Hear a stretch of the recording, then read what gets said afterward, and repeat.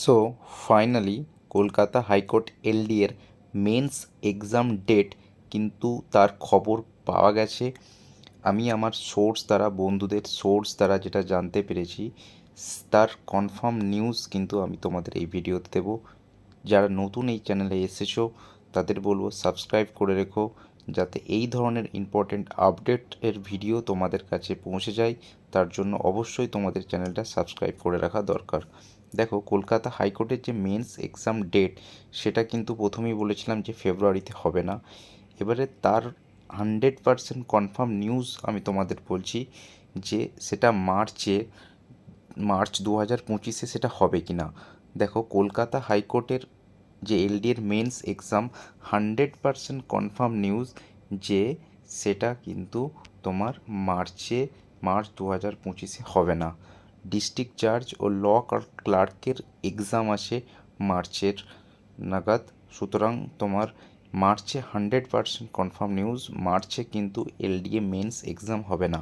সুতরাং 100% confirm news কি তোমরা 1 মাস তো টাইম পাচ্ছই ভালোভাবে প্রিপারেশান নেওয়ার জন্য। সুতরাং ভালো করে প্রিপারেশান নিতে থাকো। এবারে এক্সপেক্টেড ডেট কী হবে আর কতটা তোমরা টাইম পাবে, তো এটা কনফার্ম ডেট এখনও কলকাতা হাইকোর্টই ঠিক করেনি। সুতরাং আমরা কোথা থেকে জানবো? তাই এর যে এক্সপেক্টেড ডেট যেটা বলা হচ্ছে সেটা হচ্ছে ফার্স্ট উইক অফ এপ্রিল।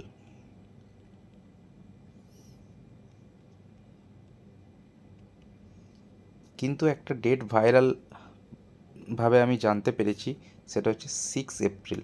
এটা কনফার্ম না, কিন্তু এটা ধরে নাও যে তোমরা এপ্রিলের ফার্স্ট থেকে সেকেন্ড উইকের মধ্যে তোমাদের এক্সাম হচ্ছে। সুতরাং এটা ধরে নাও যে তোমাদের কাছে মোটামুটি 1 মান্থ টাইম আছে, পুরো টোটাল 1 মান্থ টাইম আছে। এই 1 মান্থ টাইম তোমরা কিভাবে ইউজ করবে সেটা পুরোপুরি ডিপেন্ডস অন ইউ। এই ভিডিওতে এইটুকু আপডেট। বাকি যারা নতুন আছো অবশ্যই সাবস্ক্রাইব করে রেখো। Thanks for watching. Give best.